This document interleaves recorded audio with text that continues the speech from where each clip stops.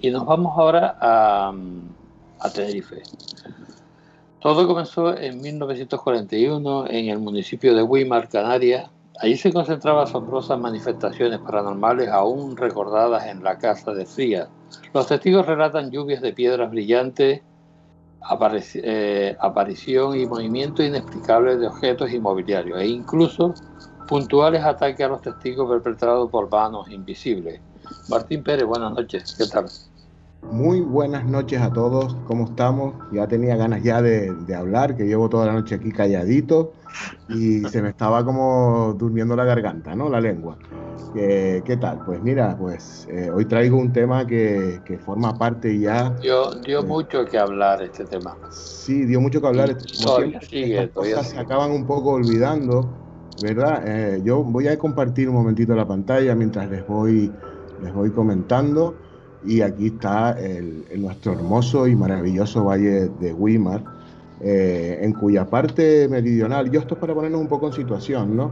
Para que Sí. la gente que no es de aquí, pues más o menos conozca de dónde estamos hablando y qué sitio es este y por qué hay tanto misterio englobado alrededor de este sitio.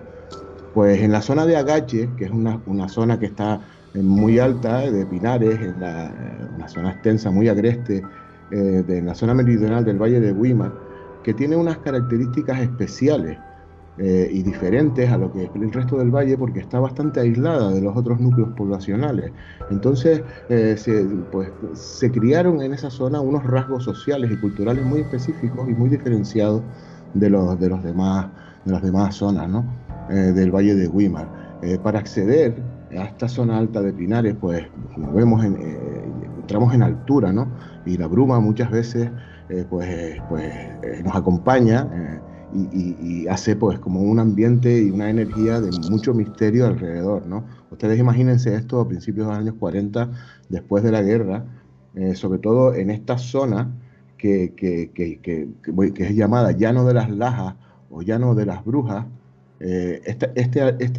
especie de altiplano que hay en lo alto de la zona de Agache, que se llama el Llano de las Brujas, ya formaba parte de la ritualística guanche, cuyos rituales consistían en juntar al ganado en estas planadas y separaban a los baifos de las madres, y sus lastimeros validos de los baifos que anhelaban a sus madres, pues los consideraban como plegarias al gran dios Achamán, ¿no? Por eso se llamaba esta zona también bailadero o baladero, por el tema de cómo balaban esos cabritillos cuando los separaban de sus madres. Esto lo complementaban los guanches con ofrendas como el derramamiento de leche o la quema de cebada. O sea, con esto que lo que quería, con esta pequeña introducción, lo que quería era que vieran que esta zona ya es una zona mágica y ancestral en nuestra isla, ¿no? Eh, pues en esta zona de Frías, como bien decía Nandi antes, en el año 43, en medio de la bruma, vivía una familia en una casa muy humilde. Fíjense ustedes, estos son los vestigios que quedan en la actualidad de la casa, ya les digo, completamente aislada en estos pinares rodeados y comidos absolutamente por la bruma. Pues vivía una familia que era un matrimonio que tenían 7 hijas y un hijo varón. O sea, 10 personas vivían en esas 4 paredes y tenían pues a su cargo 300 cabras. Y vivían pues de la leche y de los quesos, etcétera, ¿no? Había otros familiares que vivían en otro caserío cercano, pero al mismo tiempo aislado, porque es que esto es tan agreste que para ir de un caserío a otro pues se tardaban muchas horas de caminata. Entonces, había una familia que ansiaba poseer esas 300 cabras y esas zonas de pastos que tenía esta gente y, y pues que tenía una cierta envidia, ¿no? Entonces, vamos a empezar con si quieren les voy a relatar unas rimas populares que encontré, que son maravillosas, que vienen que sirven como de prefacio a todo lo que pasó en esta casa.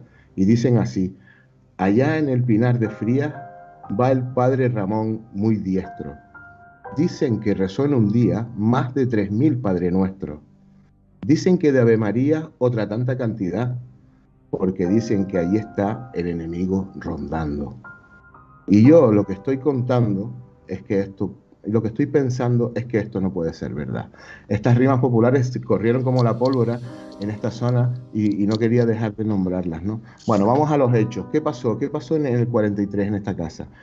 Pues esta familia de envidiosos que querían las posesiones de esta otra familia, eh, pues tenían un libro de magia. Todo esto que estoy contando viene de un testimonio de don Alejandro, que era el hijo varón, el único hijo varón con las 7 hermanas que les estaba comentando antes, en el cual existe una entrevista del año 97, estaba ya muy mayor, pero quedó documentado y quedó registrado, y este hombre decía esta gente que los envidiaba tenían un libro de mágicas, como decía él, ¿no? Y entre los dos hacían cosas no solamente contra su familia, contra la familia de don Alejandro, la familia que vivía en esta casa que estamos viendo, sino contra otros muchos vecinos. Era gente mala, ¿no? Y dice don Alejandro, según sus palabras, con nosotros empezó un día que estábamos todos juntos con unos vecinos y a la hora de comer empezaron a caer piedras del cielo. Eran piedras de distintos colores, negras, amarillas, blancas. Todas caían al suelo mojadas, como si se les acabara de escupir encima. Fíjense ustedes cómo describía este señor, ¿no? Esas son las crónicas de aquella época, ¿no, Martín? Esas son las crónicas del único testigo que quedaba vivo, que era el único hijo varón de la familia de Cabrero, que se llamaba don Alejandro, y cuando ya era muy mayor, se le hizo una entrevista, que en realidad no es una entrevista, en realidad es él hablando con sus familiares, y había una persona por ahí con una videocámara que pilló esos testimonios, y al final trascendieron y se pudieron transcribir, ¿no? Y de ahí estamos sacando esta información. Yo, la verdad es que un testimonio de primera mano, porque él fue testigo presencial de todo lo que pasó en esa casa, ¿no? Pues como decía, empezaron a caer al suelo, eran brillantes como el oro y parecían tener una luz propia, esas piedras. Caían de todas partes a la vez. Algunas caían sobre nosotros, sobre el tejado, sobre los animales. Fíjense ustedes qué detalle. Recuerdo que algunas de mayor tamaño, al llegar al suelo, se quedaban como colgadas de un hilo y no caían totalmente al suelo, o sea, se quedaban como suspendidas. Pues a partir de ese día, el famoso de las piedras, pues pasaban cosas a todas horas, aunque según decía don Alejandro, eran más frecuentes a mediodía y por la noche. Fíjense qué curioso, ¿no? Dice que muchas veces estaban sentados a la mesa a punto de comer, cuando de repente saltaban todos los platos y la comida por los aires, chocando contra las paredes, incluso hasta el techo, para luego caer al suelo. Dice don Alejandro, ¿cuántas veces nos tuvimos que acostar sin cenar? O sea, imagínense todo este tema, ¿no? Como final de aquella historia nos relató que durante los meses posteriores, cuando aún los animales se mostraban asustadizos y temerosos de pasar por ciertos lugares, porque los animales también salían en estampida y no querían estar en esa zona cuando pasaban estos hechos, llamaron al cura, llamaron a don Ramón, al padre Ramón, que era el cura de la parroquia del barrio del Escobonal, y asustados, y don Ramón pues subió con su rosario, su botito de agua bendita y todos sus escapularios para bendecir el lugar, y salió despavorido también este hombre de allí. De ahí vienen las rimas estas que decía que decía que rezó más de 3.000 Padre Nuestros en un solo día. Pues es verdad, este hombre salió de allí despavorido cuando una pequeña cómoda que había en una de las habitaciones, salieron disparados todos los cajones hacia él y le chocaron en la cabeza. Y entonces cuando ya llegó el cura abajo y contó en el pueblo del Escobonal lo que le había pasado en la casa de Frías, entonces sí es verdad que ya el rumor corrió como la pólvora. Esta gente estaban desesperados, llegaron incluso a hablar con el dueño de la hacienda, porque ellos vivían ahí, pero no, como casi siempre, no eran poseedores de la tierra, eran simplemente pues arrendatarios y utilizaban esas tierras agrestes para la ganadería de sus cabras, ¿no? Pues llamaron al terrateniente, ¿no? Lo llamaron y el terrateniente, pues muy desconfiado y burlón, pues propuso pasar la noche allí con ellos para demostrarle a todo el mundo de que en la casa no pasaba nada, y al poco de acostarse, pues empezó la típica lluvia de piedras y el movimiento de objetos, en el cual pues también salió ese hombre por esos caminos en mitad de la noche como alma que lleva el diablo, ¿no?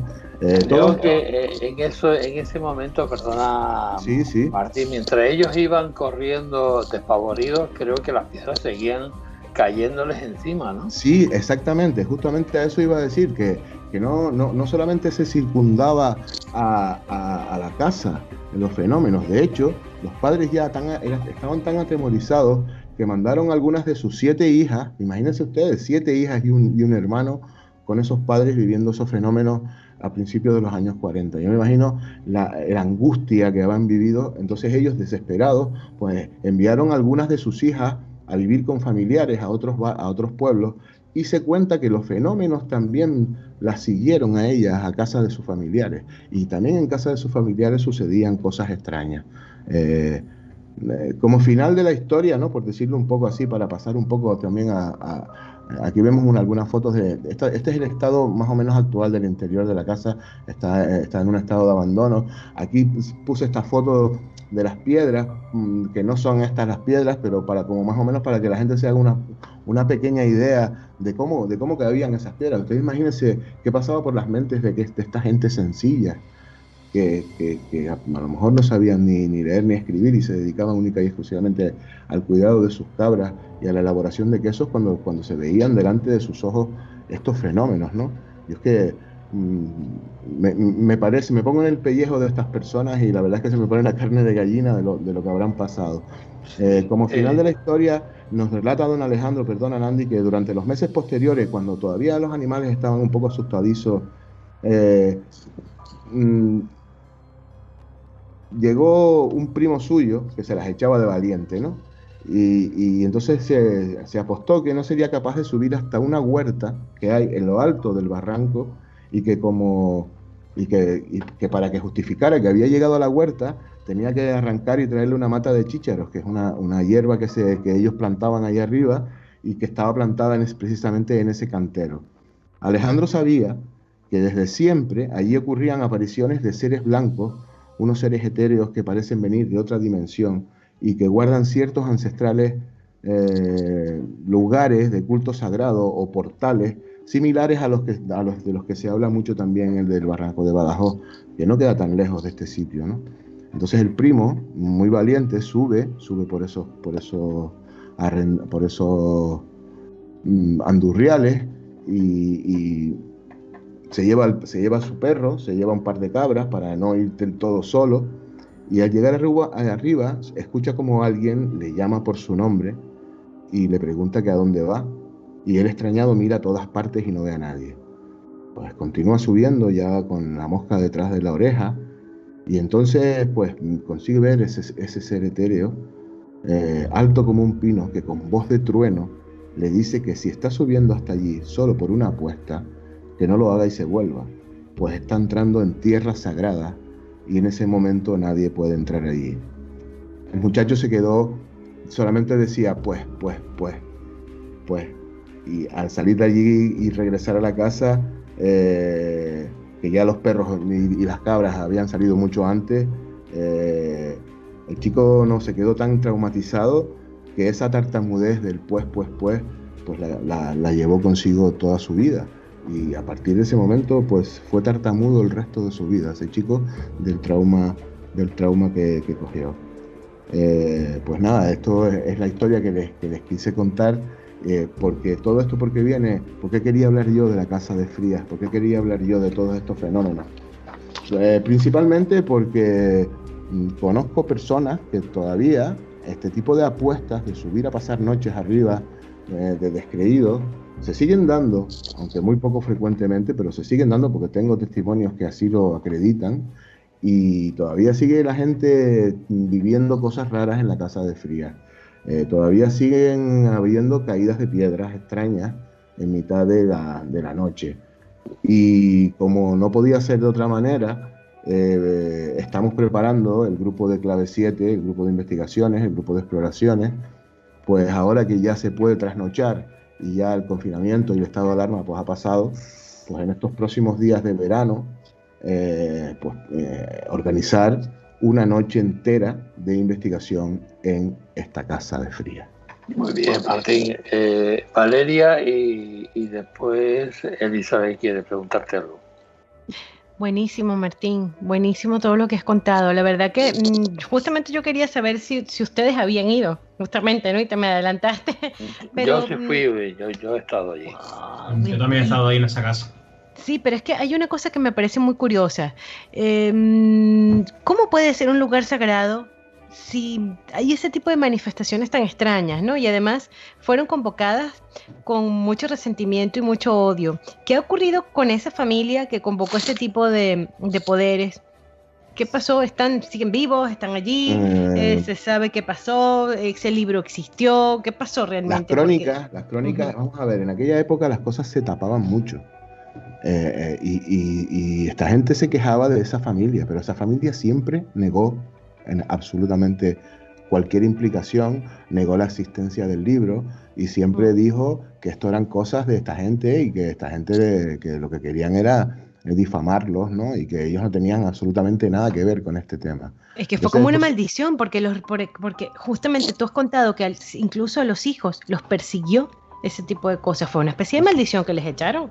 Sí, bueno, yo la verdad es que por tener alguna teoría, Valeria, yo achacaría esto al telurismo de la zona, a la energía que se concentra en esa zona, que ya fue percibida por nuestros ancestros aborígenes y usaban esa zona para sus rituales de plegarias al gran dios Achamán, que era el dios de los guanches, y entonces a lo mejor ese tipo de brujerías o de conjuros unidos a la energía que había en la zona, pues a lo mejor fue el caldo de cultivo para que se desarrollasen todo este tipo de fenómenos. Se me ocurre, ¿no? Sí. En cualquier caso, estamos ávidos por llegar allí y sacar todos los aparatitos y a ver si tenemos registros y a ver si caen piedras y a ver todas esas cosas que tanto queremos que nos pasen y que a veces cuesta que surjan, ¿no? Elizabeth. Pues mira, sí, haciendo referencia a eso, es que justo lo ha dicho él, de cómo es que nadie ha ido todavía a hacer una investigación parapsicológica ahí. O sea, yo ahora mismo mato por ir ahí a hacer una investigación, de verdad. Vete para acá. Sí, ¿dónde estáis? En Tenerife. Vete para acá. ¿Qué parte? ¿Eso dónde está? Esto está en el Atlántico. Esto está en el Valle de Weimar. Esto es una zona muy agreste, te digo, no cualquiera puede llegar aquí. O sea, aquí no llegas con el coche y te vas y estás aquí, ¿eh? Vamos a ver, estamos hablando de cuestas del 25% de desnivel que hay que ir caminando durante horas para... Sí, exacto. Vale, que vamos a ver. Que la península y no sé si ahora... Sí, además es una zona muy agreste, muy complicado el acceso y por eso está tan aislada y tal. Yo creo que investigaciones sí ha habido. De hecho, yo recomiendo un pequeño vídeo de 5 minutos que hay en el canal, en la web de 4, porque ya Iker Jiménez, Cuarto Milenio, en el año 2013, en la temporada 8, hizo un reportaje sobre este lugar, ¿no? Y hizo una dramatización sobre los eventos que yo antes estuve intentando humildemente describir lo mejor que pude. Simplemente tienen que poner Los Miedos de Frías y ya les sale un acceso en Google a la página de 4 donde les pueden ver el vídeo cuando quieran y la verdad es que está muy bien hecho, está muy bien dramatizado. Y la verdad es que creo que hace un mejor fiel reflejo de los acontecimientos que lo que yo pueda estar diciéndoles aquí, ¿no? Martín, pues, solamente, perdón, complementar una cosa nada más a Martín, nada más. Mira, yo he hecho la caminata 3 veces y te puedo decir que es de las más complicadas que he hecho en todos estos 2 años que llevo haciendo senderismo, principalmente porque tiene varias pendientes que lo que dice Martín, creo que incluso están sobre el 25-27% de desnivel, es decir, hay tramos en los que hasta un propio todoterreno le cuesta subir, le cuesta porque es un terreno súper escarpado y entonces, pues claro, no es un acceso fácil, principalmente porque para cargar todo el equipo que llevamos nosotros necesitamos primero, evidentemente, un todoterreno y alguien que nos seque hasta arriba, porque yo te digo, yo con una mochila, un bocadillo y una botella de agua lo paso mal para llegar hasta arriba. Imagínate con cámaras, trípodes, baterías, focos, lectores de movimiento, lectores de campos electromagnéticos, grabadoras. Vamos. Sí, pero yo todo terreno tengo. Martín, ¿puedes dejar de compartir pantalla? Sí, por supuesto, disculpen. Además, incluso te puedo comentar, el terreno es tan cambiante, incluso el terreno no, el tiempo, que yo he ido con un calor asfixiante, es decir, empezar a caminar a las 8 de la mañana y de repente a las 10:30, 11 de la mañana bajar una bruma y cambiar de amor estar a 30 grados, de bajar de repente a 10 grados, o sea, 20 grados de golpe, y calarte todos los huesos de tener que meter dentro de la casa, precisamente porque hace un frío horrible. Es decir, que hasta eso, que es una climatología súper cambiante, vamos, como dice el dicho, de la noche a la mañana. Los vientos alisios traen las nubes del Atlántico, y como estamos a tanta altura, las nubes chocan con la montaña, y es lo que dice Cristo. Está el cielo despejado, el sol brilla, hace calor, y de repente el viento te trae una nube de esas y te ves metido dentro de la nube en cosa de 5 minutos. Y después a lo mejor pues se disipa y vuelve a estar otra vez a la media hora. Es así, es una cosa que va cambiando y no sabes qué va a pasar dentro de 5 minutos. Sí, Elizabeth termina y después que Monse que quiere aportar algo también. Ya es que el sitio invita de verdad a hacer una investigación parapsicológica. La faena es que me pide tan lejos, si no, vamos, por el terreno mío lo intento. Yo no es que lleve mucho equipo porque tampoco me gusta ir muy cargada, o sea que haría el esfuerzo porque hay un dicho que dice, cuando el agua suena... Cuando el río suena, agua lleva. Cuando el río suena, agua lleva, exacto. Yo estaría segurísima de que ahí se captan registros, segurísima. Seguro. O sea, pondría la mano en el fuego, ¿eh? Yo creo que sí, que vamos a... Cuando quiera. Hola. A ver, ¿se me oye? Sí. Bueno, de hecho, es que no sé qué pensáis vosotros, pero parece un sitio como para hacer penitencia. O sea, para llegar allí ya has cumplido con todas las penalidades que arrastras de tu vida y los ancestros y más allá. Es como que, no sé, a mí me resuena que la familia tenía, o los padres tenían que hacer algún tipo de penitencia. Yo tengo entendido que este tipo de poltergeist estaba referido a una hija de la familia que había, ¿no? Yo creo que la más pequeña. Es correcto. Aparte, es como esos pactos, ¿no, Nandi? O sea, yo he oído historias similares a esta en diferentes partes del mundo, donde puede ser eso, ¿no? O esa penitencia, o a más, ese pacto que se genera con algunos seres o algún ser. Y normalmente se vincula ese pacto con alguien de tu familia, ¿no? Y esto es generacional. Y estos seres humanos pueden formar parte generacionalmente de antiguos gurús o brujos o como se les quiera llamar, ¿no? Y esos pactos siempre están vinculados a fuerzas del mundo sutil, vamos a llamarlo así. Sí. Pero es como una penitencia. Yo quería comentar que se me pasó un poco antes que la zona esta, que yo antes destacaba su especial idiosincrasia que separaba, aunque está en el mismo valle de Weimar, de los núcleos poblacionales que están más urbanitas, ¿no? Donde hay más gente, ¿no? Más cercanos a la carretera general. Esto está para arriba un montón, ¿no? Entonces, es curioso que durante todo el siglo XIX y el primer tercio del siglo XX, hasta el inicio de la Guerra Civil, este sitio era famoso, este llano, donde yo decía que los guanches hacían ese bailadero, era famoso porque había muchos rituales ahí de brujería y de magia negra. Y habían aquelarres de brujas ahí en ese lugar, o por lo menos eso se decía, la rumorología del pueblo, que fíjate tú que difícil es caminar por esos riscos, pero qué rápido corren los rumores.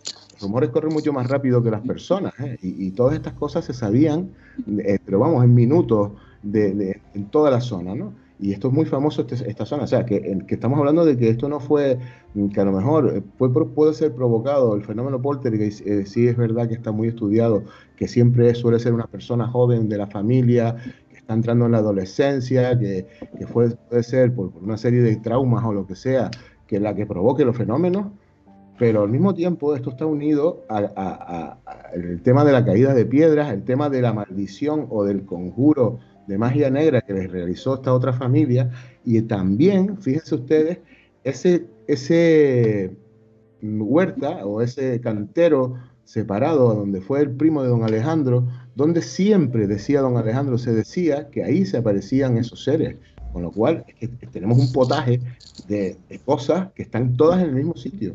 Claro, Monse.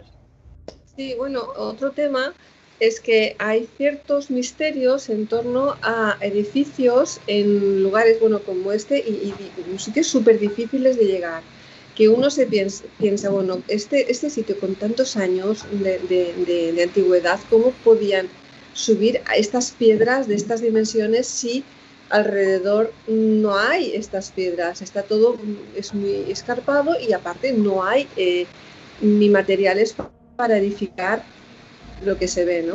Normalmente son lugares muy difíciles de acceder, situaciones donde dices, bueno, es algo imposible. A mí me recuerda mucho lo que es las conexiones a seres del mundo sutil, o por qué no enlazarlo con las diferentes conexiones que hay con mundos paralelos, ¿no? Y entonces las conexiones con esta otra parte, o sea, en suma puedes ver un lugar escarpado donde no hay nada, pero que en ese mundo paralelo está todo lleno de seres, lleno de vida, lleno de otras edificaciones, sí, lleno de un montón de vida, pero que en este mundo se ve totalmente aislado, sin nada ni nadie. Este lugar está muy cerca del Barranco de Badajoz, donde siempre también hay una historia y una leyenda de esos seres interdimensionales de los que estás hablando tú, Monse. Y es muy curioso, o sea, a mí me llamó mucho la atención que en el testimonio de don Alejandro, que sigue siendo una joyita, en el vídeo que les comentaba de 4, sale don Alejandro hablando y se oye decir algunas de estas cosas que estaba nombrando yo de su propia boca. Yo de verdad que los recomiendo que lo vean. Elizabeth.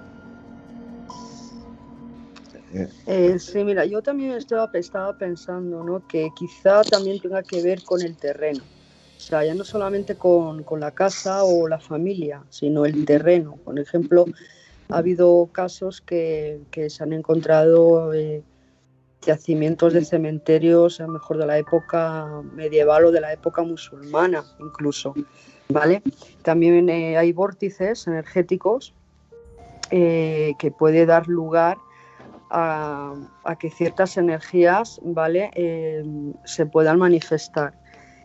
Habría también que investigar un poco lo que es el terreno, lo que fue incluso antes de que se edificara esa casa, ¿vale?, y escarbar un poquito más atrás para intentar indagar, averiguar el porqué de esos fenómenos, de que pueden venir si es de cuando está construida esa vivienda o vendría de antes. El terreno también hace mucho.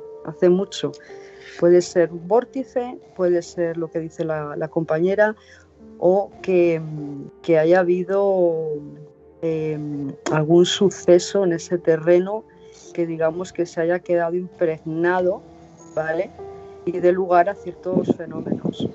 Sí, yo comentaba el tema primero, que nosotros aquí pues tenemos los aborígenes hasta el año 1500 y a partir de ahí los castellanos. Aquí no tenemos árabes ni tenemos nada, porque es que estas islas eran agrestes y salvajes con los aborígenes que vivían aquí hasta que fueron conquistados por los castellanos.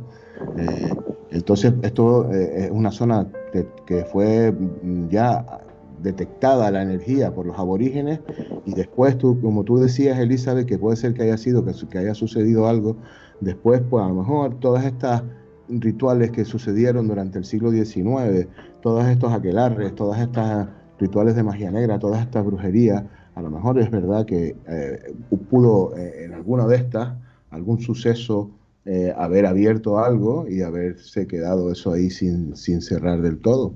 Es muy interesante.